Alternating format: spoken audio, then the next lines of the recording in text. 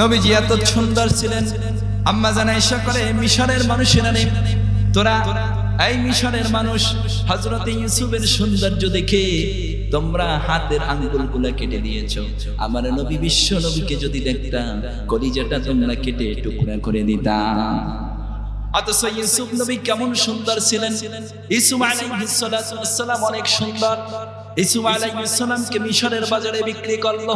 আল্লাহ যে পারে একটা উদাহরণ, মিশরের বাজারে বিক্রি করলো, জুলাইখার ঘরে চলে গেল।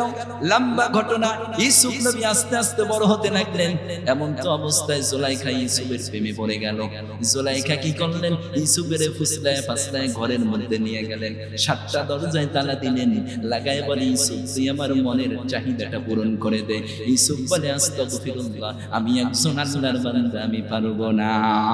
আল্লাহু আকবার। জুলাইখা কয় না, ইউসুফ কয় হ্যাঁ, ইউসুফ কয় না, জুলাইখা কয় লাগবই। আছে না নাই? ইউসুফ নবী আল্লাহর উপর ভরসা করে দৌড় দিলেন। প্রথম দরজার গেট খুলে গেল, আবার দৌড় দিলেন, দ্বিতীয় দরজার গেট খুলে গেল, আবার দৌড় দিলেন, তৃতীয় দরজার গেট খুলে গেল, 7টা দরজার গেট খুলে গেল। ইউসুফ দৌড়ায়, জুলাইখা দৌড়ায়। হঠাৎ করে আজিজে মিশরের সামনে পড়ে গেল। দেখে যে ইউসুফ দৌড়ায়, পিছনে জুলাইখা দৌড়ায়। নারীদের বঞ্চনা বড় কঠিন, নারীদের হঠাৎ বুদ্ধি। এই অবস্থা দেখে জুলাইখা ডাক দিয়ে কয়, বাদশা মহারাজ, এই বাচ্চাটাকে ছোট থেকে দুধ ভাত খাওয়াইয়া বড় করলাম, আজকের আমার উপর আক্রমণ শুরু করছে, আমার ইজ্জত নেওয়ার জন্য আমাকে দাওয়া করতেছে। বলেন নাউজুবিল্লাহ। ইউসুফ নবীকে মা গো মা, চোরের মার বড় পালা। আছে না নাই? আয় হায় রে, এ আমারই করে, ও আমারে দৌড়াইতেছে, অথচ আমারে। ইউসুফ নবী কয় হায় হায়, অবস্থা তো খারাপ, চোরের মার বড় গলা। আছে না নাই? চুরি করে একজনে দোষ দেয় আর একজনের। আছে না নাই? ডাকাতি করে একজনে, দোষ পড়ে আর একজনের। আছে না নাই? ইউসুফ নবী বলেন হায় হায় রে বিপদ। আল্লাহ তাআলা রব্বুল আলামিনের উপর সাহায্য চাইলেন। জুলাইখার স্ত্রী, জুলাইখার স্বামী আজিজের মিশর বলে, ইউসুফ তুমি কামটা ভালো করো নাই। ইউসুফ নবী বলে আমি করি নাই। কয় সাক্ষী দাও, সাক্ষী ছাড়া তো কাজ হবে না। হযরত ইউসুফ নবী বলে আমার তো সাক্ষী নাই। মাথাটা নত করে দিলেন, রব্বুল আলামিন আপনি ছাড়া আমার কেউ নাই, আপনি ছাড়া আমার দয়াবান কেউ নাই। আয় আল্লাহ তাআলা, এই অপবাদ যেন না হয়। আমি একজন নবী, আমার ইজ্জতকে তুমি হেফাজত করো। আপনারা বলেন নবীদের ইজ্জত হেফাজত করে কে? আর জোরে বলেন কে? হযরত ইউসুফ আলাইহিস সালাম বলে আল্লাহ তুমি আমাকে বাঁচাও। চক্ষুটা বন্ধ করে দিলেন। হঠাৎ করে মাথায় বুদ্ধি চলে আসলো। ইউসুফ নবী মাথার মধ্যে আল্লাহ বুদ্ধি ঢুকাইয়া দিলেন। ওই বাসায় জুলাইখার এক বোনের ছেলে, এক বোনের সন্তান আসছে, ছোট বাচ্চা, কথা বলতে পারে না। হঠাৎ করে এই বাসায় বেড়াইবার জন্য আসছে।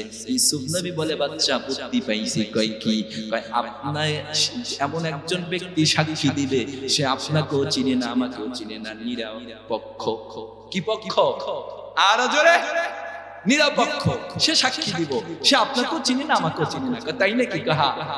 এবার ইউসুফ নবী বললেন ওই ছোট বাচ্চা আমার পক্ষ না, আপনার পক্ষও না, নিরপেক্ষ কথা বলবো। আচ্ছা ঠিক আছে। ইউসুফ নবী ইশারা করলেন, বাচ্চা বলা শুরু করলেন। বাচ্চা, ছোট বাচ্চা বলে মহারাজ, আজিজে মিশরকে বলে আজিজে মিশর, আমি আপনার পক্ষের লোক না, ইউসুফের পক্ষের লোক না, তবে আমি একটা সমাধান দেই। আপনি ভালো করে তাকায় দেখেন, ইউসুফের জামা যদি সামনের থেকে ছিঁড়া হয় তাহলে ইউসুফ দোষী, আর জামা যদি পিছন থেকে ছিঁড়া হয় তাহলে জুলাইখা দোষী। আল্লাহু আকবার।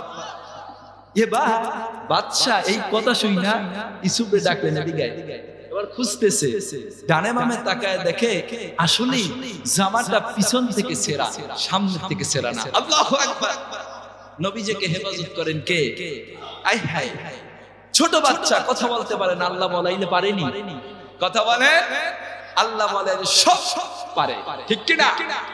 আল্লাহ বলাইলে সব সম্ভব। এই বসেন আপনারা, আল্লাহ বলাইলে সব সম্ভব। হঠাৎ করে এবার ইউসুফ আলাইহিস সালাম, এই মরিয়ম আলাইহিস সালামের ছেলের নাম কি? কথা বলেন। হ্যাঁ, ঈসা। কি? ঈসা। ঈসা আলাইহিস সালাম ঝর্ণায় ঝুলতেছেন। মরিয়ম বলে জিজ্ঞেস করো একটু জিজ্ঞাসা করো, দেখো সত্য না মিথ্যা। সে যদি কথা বলতে না পারে তো আমি বলবো। এবার মারিয়ম জিজ্ঞাসা করলেন, বাবা মারিয়মকে যখন বলার পরে ইহুদিরা চলে আসলো, ইহুদিরা জিজ্ঞাসা করে, এই তুই কার সন্তান বল। এবার দোলনার থেকে জবাব দেয়, ক্বালা ইন্নী আবদুল্লাহ। আল্লাহু আকবার। দোলনা ছোট বাচ্চা জবাব দিছে, ক্বালা ইন্নী আবদুল্লাহ। এবার জবাব দিলেন, ক্বালা ইন্নী আবদুল্লাহ, আমি আল্লাহ তাআলার বান্দা। কার বান্দা? আরো জোরে বলেন, ক্বালা ইন্নী আবদুল্লাহ আতানিয়াল কিতাব, আমাকে আল্লাহ রাব্বুল আলামিন কিতাব দিয়েছেন। ওয়া জাআলানি নাবিয়্যা, শুধু কিতাব দেয় নাই, তোদেরকে শায়েস্তা করার জন্য আমার আল্লাহ আমাকে নবী বানায় পাঠাইছে। আবু বকরকে পাশে বসায় কোরআন তেলাওয়াত করতেছেন।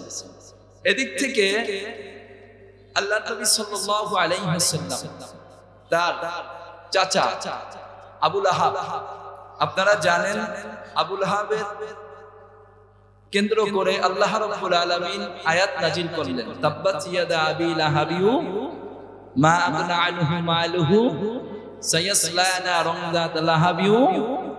আয়াত নাজিল যখন করলেন যে আবু লাহাব ধ্বংস, তার স্ত্রীও ধ্বংস। এই কথা আবু লাহাবের স্ত্রী শুনে মাথা গরম হয়ে গেছে। ভালো করে বুঝেন যে আমার বিপক্ষে কোরআন নাজিল করলেন আল্লাহ। এই শুনে উম্মে জামিল হাতের ভিতরে পাথর নিলেন। পাথর নিয়ে আল্লাহর হাবিবকে মারার জন্য চলছে। এদিক থেকে আবু বকর পাশে বসা, নবীজি বসা। নবীজি কোরআন তেলাওয়াত করতেছে। আবু বকর বলতেছে, ইয়া রাসূলুল্লাহ, ইয়া হাবিবাল্লাহ, উম্মে জামিল আপনাকে মারার জন্য আসতেছে। কে আসতেছে? আরো জোরে। উম্মে জামিল। কি নিয়ে? পাথর নিয়ে। আপনাকে তো মেরে ফেলবে। আল্লাহর নবী সাল্লাল্লাহু আলাইহি ওয়াসাল্লাম বললেন, আল্লাহর হাবিব বলেন, আবু বকর তুমি চিন্তা করো না, উম্মে জামিল আমাকে দেখবেই না। সুবহানাল্লাহ নাই? আমাকে কি দেখবেই না। কেন দেখবে না? বলে আমি তো আল্লাহর কালাম তেলাওয়াত করতেছি। সুবহানাল্লাহ। এই কথাটাই আল্লাহ বলছে। ওয়া ইযা রব্বুল আলামিন বলেন, ওয়া ইযা ক্বরা'তাল কুরআনা জা'আলনা বাইনাকা ওয়া বাইনাল্লাযীনা লা ইউমিনুনা বিল আখিরাতি হিজাবান মাসতুরা। রব্বুল আলামিন বললেন, শোনো, কেউ যখন কোরআন তেলাওয়াত করে, আল্লাহর কালাম যখন কোন বান্দা বান্দি পাঠ করে, করার সঙ্গে সঙ্গে আল্লাহ রাব্বুল আলামিন বললেন, আমি ওই বান্দাকে আমার কুদরতি ফেরেশতা দিয়ে আমি বেষ্টন করে রাখি। নবীজি বললেন, শোনো আবু বকর, তুমি চিন্তা করো না, তুমি কোনো পেরেশানি করো না, উম্মে জামিলকে আসতে দাও। উম্মে জামিল এসে আমাকে দেখবে না, আমাকে দেখবে না। ঠিকই উম্মে জামিল আসছে নবীকে মারার জন্য। হাতের মধ্যে পাথর আনার পরে নবীজিকে খুঁজতেছেন। ডানে তাকায়, বামে তাকায়, সামনে তাকায়, পিছনে তাকায়, নবীকে খুঁজতেছেন। আবু বকর তো বুঝতে পারছেন উম্মে জামিলের চোখে আল্লাহ রাব্বুল আলামিন অন্ধ করে দিয়েছে। আমার মুসলমান ভাইরা, আল্লাহ রাব্বুল আলামিন বলেন, এটা এমন একটা কিতাব, আল্লাহর হাবিব সাল্লাল্লাহু আলাইহি ওয়াসাল্লাম বসে আছেন। হঠাৎ করে আল্লাহ তাআলা বললেন, সবর করতে হবে। কোথায় করতে হবে? মক্কা থেকে মদিনায় যেতে হবে। কেমনে যাব, কিভাবে যাব, বড় কষ্ট হয়। আল্লাহ রাব্বুল আলামিন বললেন, ইয়া রাসূলুল্লাহ, ইয়া হাবিবাল্লাহ, আপনি চিন্তা করেন না, আপনি চিন্তা করবেন না, আপনার সবর করতে হবে। নবীজি দেখলেন চতুর্দিক থেকে বেঈমানের বাচ্চারা নবীকে ঘেরাও করে রেখেছেন। কে করছেন? হ্যাঁ, বেঈমানেরা। নবীজি বলেন, এখন আমি কি করব? কোথায় যাব? আমার যাওয়ার তো জায়গা নাই। আল্লাহর হাবিব বললেন, আমি কি করব? আল্লাহ বললেন, নবীজি আপনি চিন্তা করেন না, হাতের মধ্যে বালু নেন। কি নেন? বালু নেন, আর আপনি সূরা ইয়াসিন পড়ে ফু দেন। ঠিক হাতের ভিতরে বালু নিলেন, সূরা ইয়াসিন পড়ে ফু দিলেন, আর বেঈমানের চোখে এক একটা বেঈমানের চোখে এক একটা বালু কণা আল্লাহ ঢুকায় দিলেন। সবগুলো বেঈমানকে অন্ধ বানায় দিলেন। আর আল্লাহর হাবিব মাঝখান থেকে সরু পথে বের হয়ে গেলেন। সুবহানাল্লাহ। কথা বুঝতে পেরেছেন? কোরআনের দাম আছে না নাই? আরো জোরে বলেন, আছে না নাই? এই কোরআনের সাথে থাকতে চান আপনারা? জোরে বলেন। যতক্ষণ আলোচনা চলবে কে কে থাকবেন? দুটো হাত দেখান।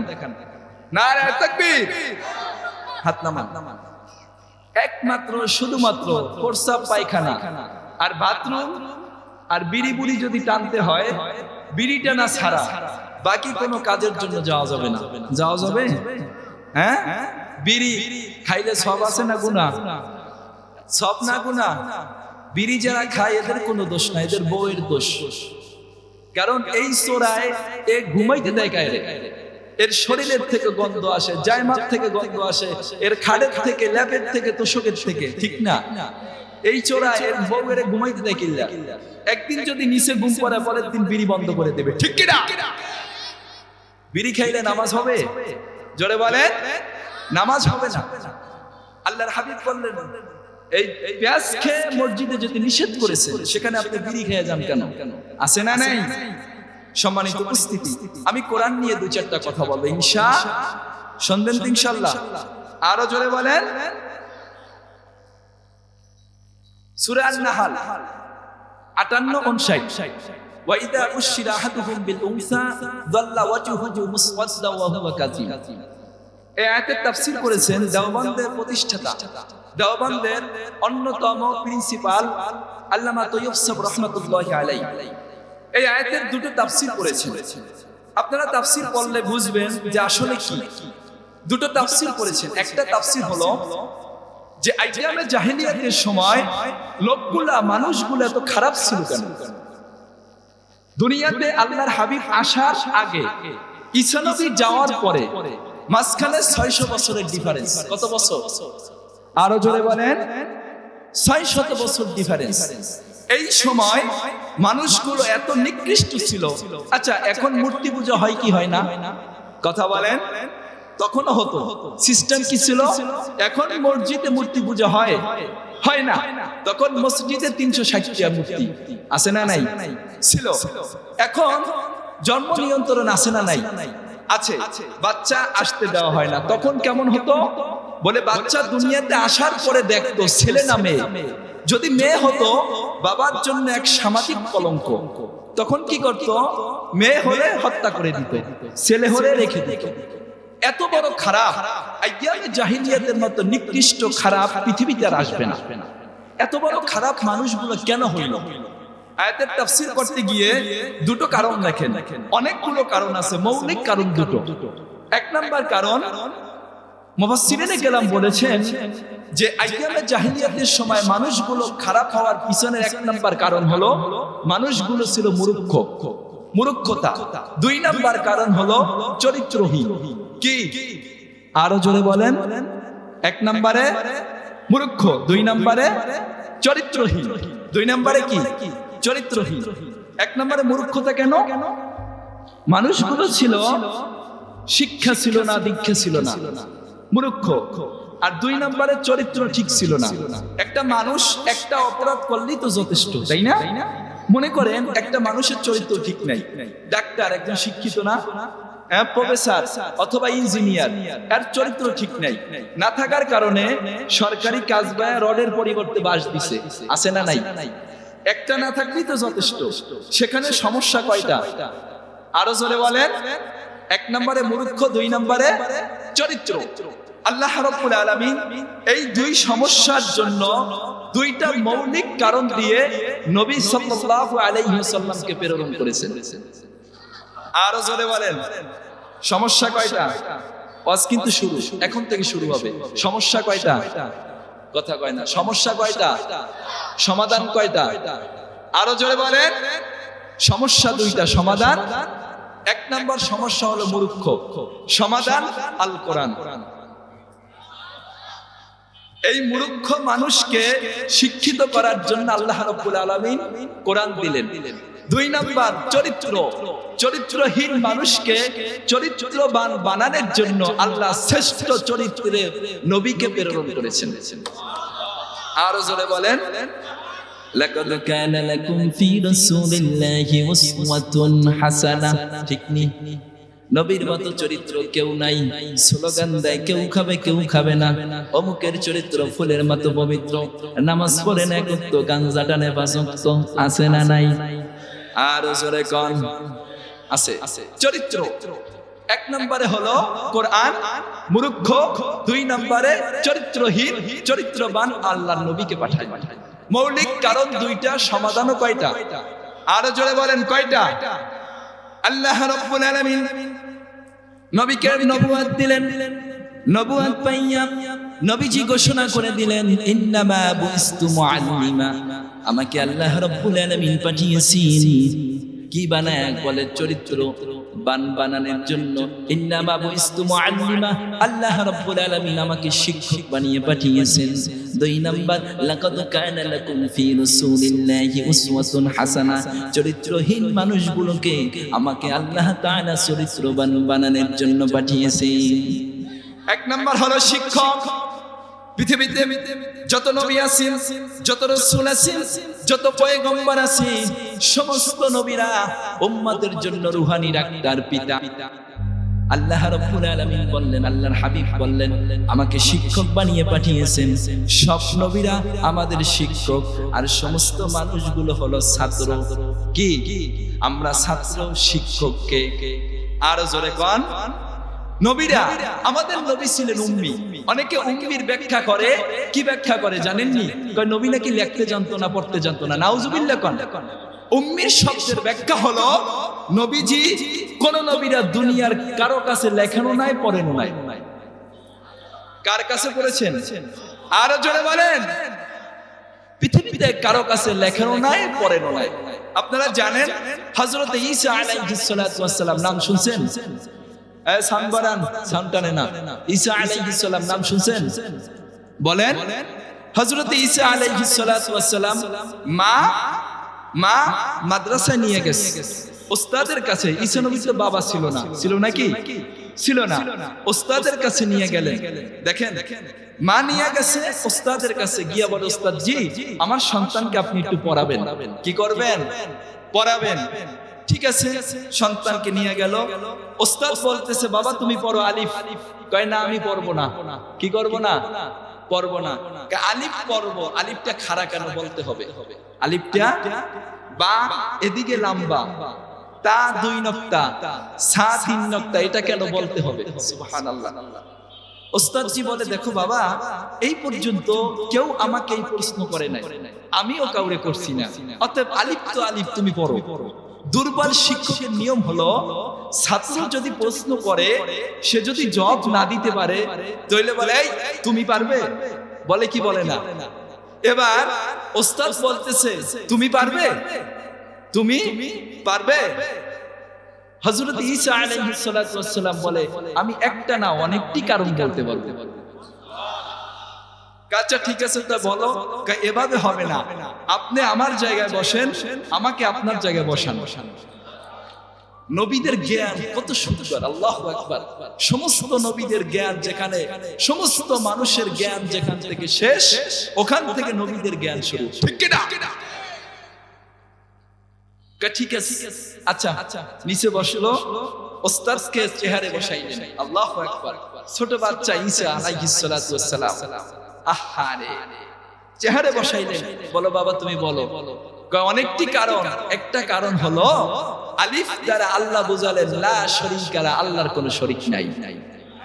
আর জোরে বলেন সুবহানাল্লাহি বিহামদিহি। সমস্ত নবীদের কত জ্ঞান। ছোট বাচ্চা ঈসা আলাইহিস সালাতু ওয়াস সালাম, ছোট না বড়?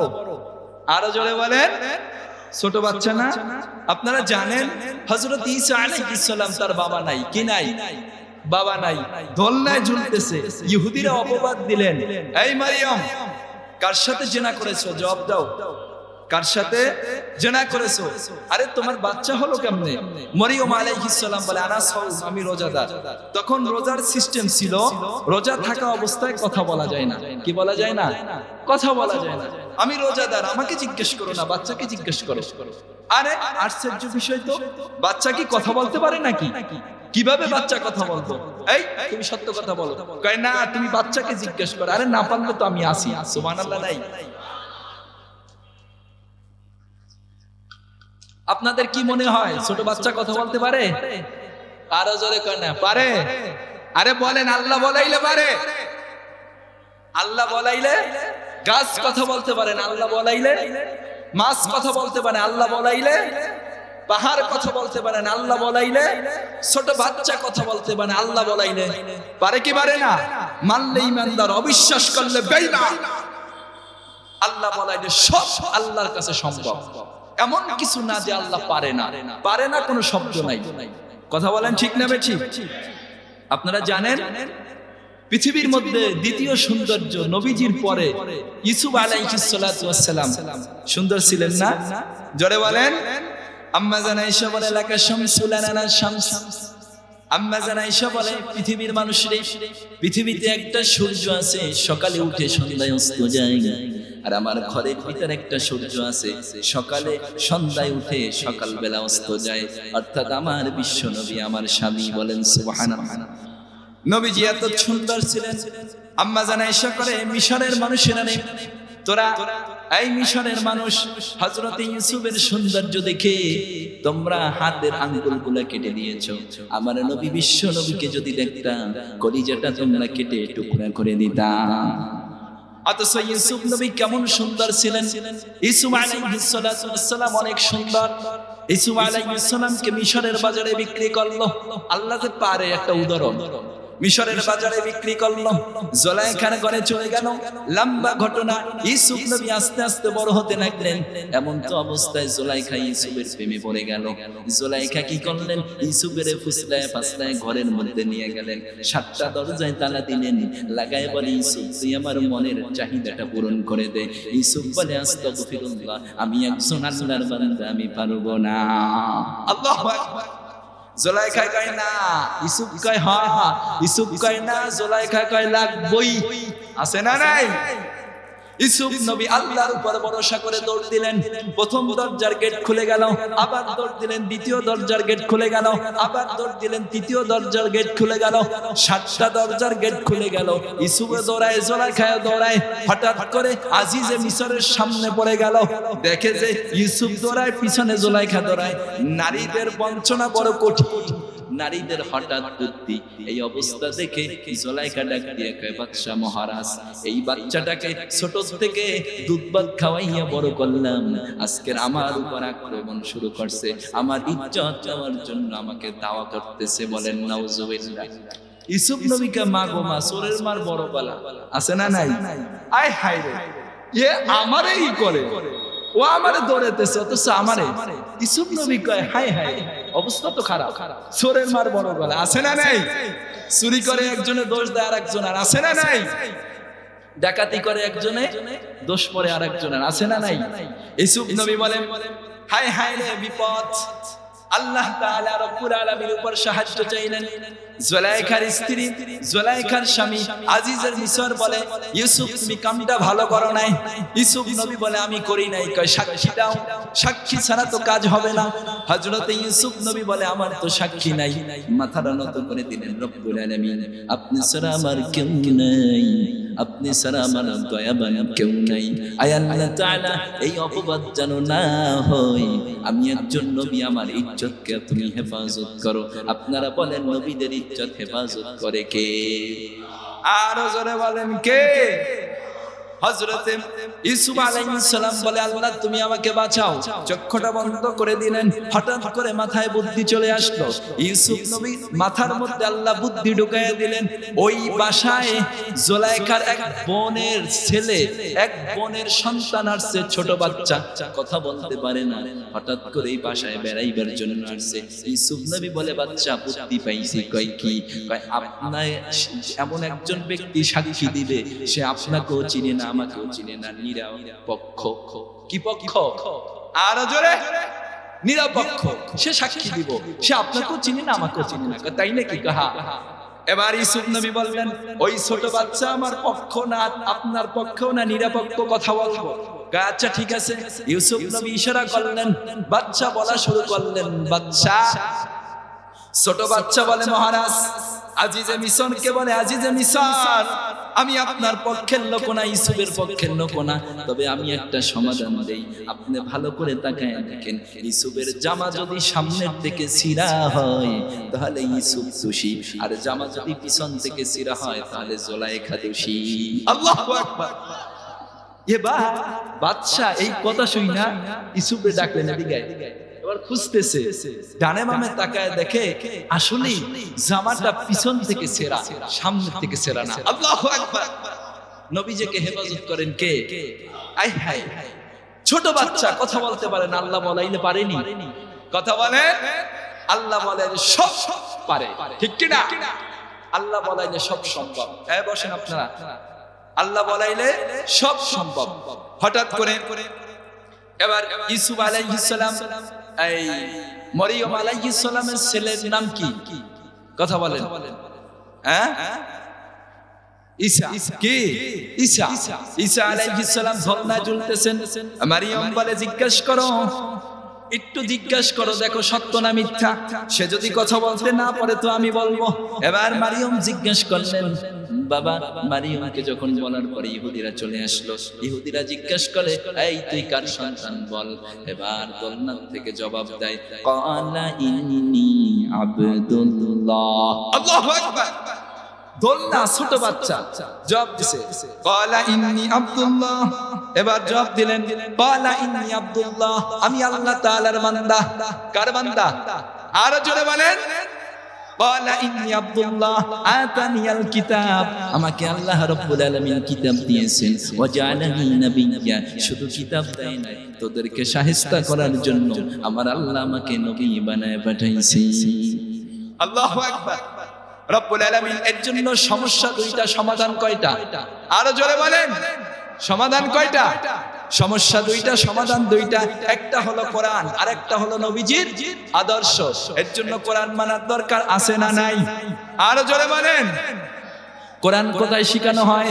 গোটা বাংলাদেশে জরিপ করে দেখা গেছে, গোটা বাংলাদেশে জরিপ করে বৃদ্ধাশ্রমগুলা গত 2 বছর আগে সাংবাদিকরা জরিপ করে বের করলো, গোটা বাংলাদেশে যত বৃদ্ধাশ্রমে মানুষগুলো আছে জিজ্ঞাসা করা হলো, তোমরা এখানে আসছো কেন, তোমাদের মা বাবা কি? হঠাৎ করে জরিপ করে একটা বের করা হলো, একটা মা বাবাও যারাই বৃদ্ধাশ্রমে আছে, একটা সন্তানের মা বাবাও আলেম না, হাফেজ না, মুফতি না, সবগুলা ডাক্তার, ডক্টর, ইঞ্জিনিয়ার, প্রফেসর, ঠিক কিনা? আপনারা তো মাদ্রাসায় পড়াতে চান না, আলেম বানাতে চান না। কারণ মাদ্রাসার হাফেজের মা, ইমামের মা, মুয়াজ্জিনের মা, আলেমদের মা, তাদের মা বৃদ্ধাশ্রমে যায় না। কারণ তারা জানে মায়ের খেদমত করতে হয়, তারা জানে বাবার খেদমত করতে হয়, তারা জানে আত্মীয় স্বজনের কি হক, তারা জানে আব্বা আম্মার কি হক। কারণ তারা মাদ্রাসায় পড়েছে, ঠিক কিনা? তারা জানে যে মাদ্রাসায় পড়ার পরে তারা জানে আব্বার কি খেদমত করতে হয়, আম্মার কি খেদমত করতে হয়, আব্বা আম্মার হক আদায় করতে হয় কিভাবে, আদায় না করলে পরকালে কি জবাব দিতে হয়, এটা তারা জানে। এর জন্য একজন আলেম হাফেজদের আব্বা আম্মা বৃদ্ধাশ্রমে নাই, ঠিক কিনা? সব শুনে আপনি খোঁজ নিয়ে দেখেন, ডাক্তার, ইঞ্জিনিয়ার, প্রফেসর, সাহিত্যিক আছে না নাই? কথা বলেন। এই শিক্ষা তারা কোথায় শিখছে? কথা বলেন। আলেমরা যে শিখছে, এই শিক্ষাটা কোথায় দেওয়া হয়? কোন ভার্সিটিতে নাই, মনিটরিতে নাই, পাবলিকে নাই, কলেজে নাই, স্কুলে নাই, ভার্সিটিতে নাই। আছে কোথায় জানেন? জোরে বলেন। মাদ্রাসার ভিতরে। কোথায়? মাদ্রাসার ভিতরে। এর জন্য সন্তানদেরকে মাদ্রাসায় পড়ান। সন্তানদেরকে কই পড়াবেন?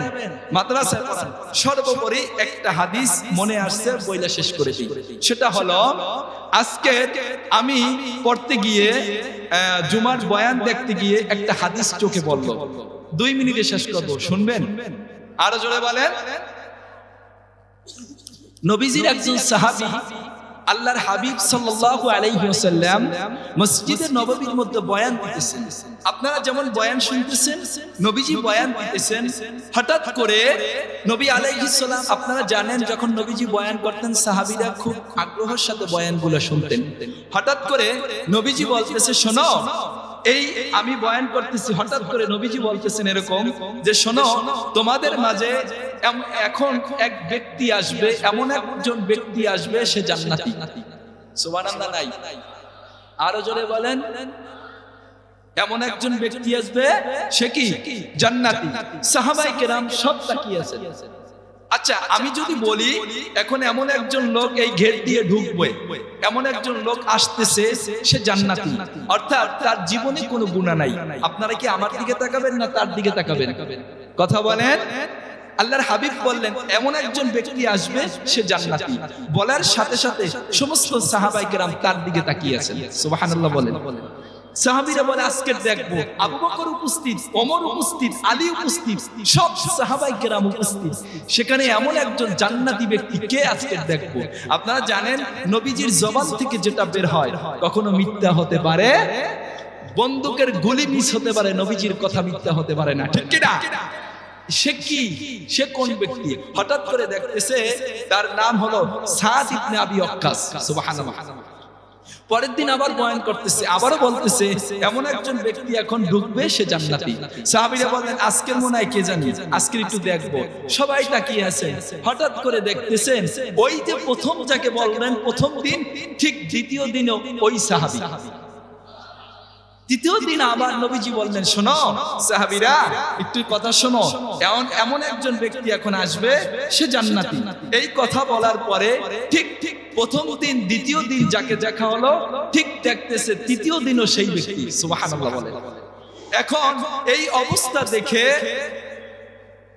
আরে তাকবীর, আরে তাকবীর, মাওলানা আবুল কালাম আজাদ সাহেবের আগমন, জিন্দাবাদ জিন্দাবাদ, মাওলানা আবুল কালাম আজাদ সাহেবের আগমন, জিন্দাবাদ জিন্দাবাদ, আরে সুন্নাহ মাদ্রাসা মাদ্রাসা, জিন্দাবাদ জিন্দাবাদ, আরে তাকবীর, আল্লাহু আকবার।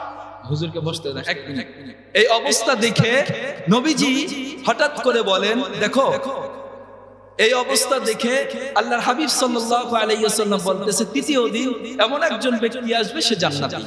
এখন দেখতেছে প্রথম দিন দ্বিতীয় দিন তৃতীয় দিনও ওই লোক। সাহাবীদের ভিতরে একটা কথা কি জানেন, সাহাবীদের ভিতরে আমলের একটা আগ্রহ ছিল, অর্থাৎ সাহাবীদের মধ্যে একটা আমলের একটা আগ্রহ ছিল।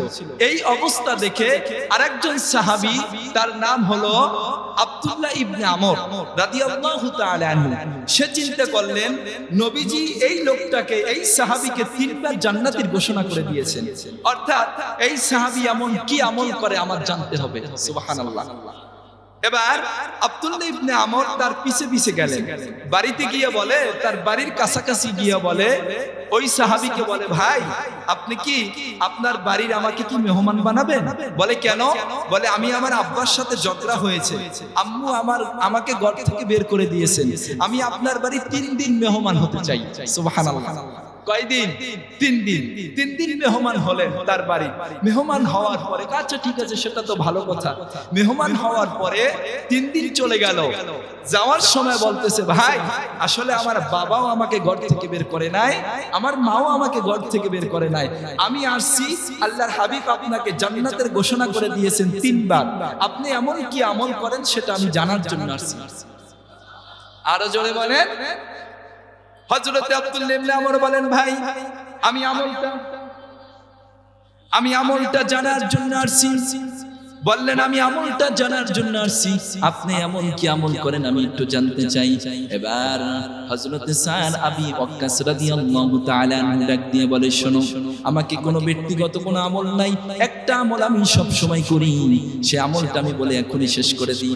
সাদ ইবনে আবি ওয়াক্কাস ডাক দিয়ে বলে ভাই শোনো, আমার আমলটা যেহেতু তুমি জানার জন্য আসছো, আমি শোনো, আমি যখন সারাদিন আমি কাজ করি, খেত খামারে কাজ করি, সারাদিন ব্যস্ত থাকি, আমি যখন দিন শেষে যখন বাড়িতে যাই, আমি সারাদিন কাজ করে যখন আমি বাসায় ঘুমাইবার জন্য যাই, দিন শেষে যখন আমি বাড়িতে যাই, যাওয়ার সময় যখন আমি ঘুমিয়ে পড়ব, এমন তো অবস্থায় ঘুমানোর আগে আমি আল্লাহ রাব্বুল আলামিনের কাছে আমি ঘুমানোর আগে একটা প্রার্থনা করি। কি প্রার্থনা জানো নি?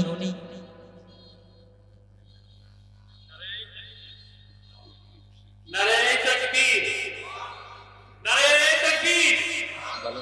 প্রধান অতিথির আগমন, প্রধান অতিথির আগমন। এই 30 সেকেন্ড এখন শেষ হয়ে যেত আসলে। শুনেন, এখন সে বলতেছে আমার আমলটা হলো শোনো, আমি যখন ঘুমাতে যাই, দিন শেষে আমি যখন ঘুমিয়ে পড়ব, পৃথিবীতে আমি আসার পরে এই পর্যন্ত যত মানুষ আমাকে কষ্ট দিয়েছে, যত মানুষ আমাকে অপবাদ দিয়েছে, আমাকে লাঞ্ছনা করেছে, আমাকে দুঃখ দিয়েছে, এই পর্যন্ত যত মানুষ আমাকে কষ্ট দিয়েছে, আমি যখন ঘুমাতে যাব আমি চিন্তা করি আজকে যদি আমি মারা যাই, যত আজরাইল আলাইহিস সালাতু ওয়াস সালাম এসে যদি আমার জানটা কবজ করে নেয়, তাহলে তো আমি দুনিয়া থেকে চলে যাব। যত মানুষ আমাকে কষ্ট দিয়েছে সমস্ত মানুষ আমার পক্ষ থেকে আমি সবাইকে মাফ করে দিয়ে দিন শেষে আমি ঘুমাতে যাই। আল্লাহু আকবার। সুতরাং আমার প্রিয় ভাইরা, আমি যেই কথাটা বুঝাতে চাই, আমাদের মধ্যে অনেকে কষ্ট দেয়। সুতরাং ওই সাহাবী বললেন, শোনো, এই কাজটা করার পরে আমি আরেকটা কাজ আল্লাহর কাছে বলি, রব্বুল আলামিন আমি তো সবাইকে মাফ করে দিয়েছি, আমার চলার পথে, আমার হাঁটার পথে, ডানে বামে আমার দ্বারা যদি কেউ কোনো কষ্ট পেয়ে থাকে, অজান্তেও যদি আমি কাউকে কষ্ট দিয়ে থাকি, রব্বুল আলামিন মানুষ বলতে ভুল হতেই পারে, আয় আল্লাহ তাআলা আমি যেমন সবাইকে মাফ করে দিয়েছি, আয় রব্বুল আলামিন কাউকে যদি আমি কষ্ট দিয়ে থাকি অজান্তে, আমার দিলের অজান্তে অথবা ইচ্ছাকৃতভাবে অথবা অনিচ্ছাভাবে যদি কষ্ট দিয়ে থাকি, ও দয়ার মালিক মেহেরবানি করে তুমিও আমাকে মাফ করে দিও। আল্লাহু আকবার। ওই সাহাবী বললেন, এই আমলটা করার কারণে আল্লাহ তাআলা আমার সম্মান আকাশচুম্বী করে দিয়েছেন। আমি সর্বোপরি আপনাদের কাছে অনুরোধ করতে চাই, আমার যুবক ভাইয়েরা, পৃথিবীর থেকে আমরা একদিন সকলে চলে যাব। সকলে যখন চলে যাব, কোথায় যাই আপনারও খবর নাই, আমারও খবর নাই। পৃথিবীতে বহু মানুষ আমাদেরকে কষ্ট দিয়েছে, আপনারাও কষ্ট দিয়েছেন, আপনাকেও কষ্ট দিয়েছে। আজ থেকে ঘুমানোর আগে একটা সবসময় নিয়ত করে ঘুমাবো, কেউ যদি আমাকে কষ্ট দিয়ে থাকে আমি সবাইকে মাফ করে দিব। এই সাহাবীর গুণটা অর্জন করতে চান কি চান না? কে কে চায় হাত উঁচু করে দেখায়?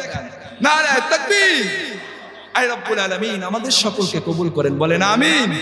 আমি খুব অসুস্থ, এরপর এখন গলাটা ছেড়ে দিছে, দেখছেন এতক্ষণ চাপা ছিল, আর সামনে এইমাত্র মনে হয় বাড়াইছে, কি কইছি বুঝছেন? আচ্ছা যাই হোক, হ্যাঁ আল্লাহ পাক আমাদের সকলকে মাফ করুক, সকলকে আমাদের কবুল করুক, বলেন আমিন। আর যা আলোচনা করেছি ভুল ত্রুটি